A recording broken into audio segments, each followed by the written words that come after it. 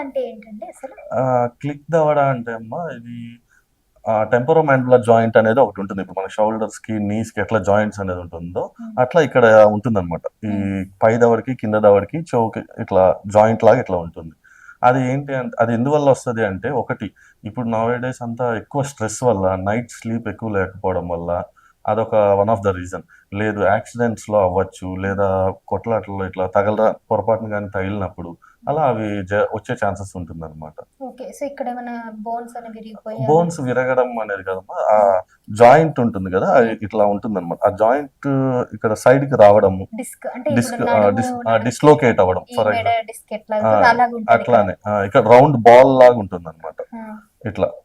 Okay. ఇక్కడ ఇది సైడ్‌కి రావడమో, లేదా ముందుకు రావడమో, లేదా వెనక్కి జరగడము అట్లా రకరకాలుగా ఉంటుంది. ఆ కండిషన్‌ని బట్టి వాళ్ళు ఎట్లా ఉంటదో. ఇంకోటి ఇప్పుడు పన్ను ఊడిపోతదమ్మా. ఇప్పుడు చాలా రోజుల నుంచి ఊడిపోయినప్పుడు జనాలు అట్లనే నెగ్లెక్ట్ చేస్తారు కొందరు. నెగ్లెక్ట్ చేసినప్పుడు ఏంటి అంటే ఒక సైడే తింటారనమాట. హ్మ్. ఏముందిలే మళ్ళీ చేపించుకుందాం అనేసి. హ్మ్. అప్పుడు ఏంటంటే ఒకటే సైడ్ తిన్నప్పుడు గూడా ఇటు సైడ్ మనం యూజ్ చేయము. సో ఆటోమేటిక్‌గా ఇక్కడ గూడా అన్‌ఈవెన్‌గా అవుతది గదా! ఒక సైడే తిన్నప్పుడు. ప్రెషర్ ఒక సైడే పడుతుంటది. సో ఇట్లా ఇక్కడ అట్లానే ఉంటుంది. అది మూవ్ అవ్వడానికి ఛాన్సెస్ ఉంటుందన్నమాట.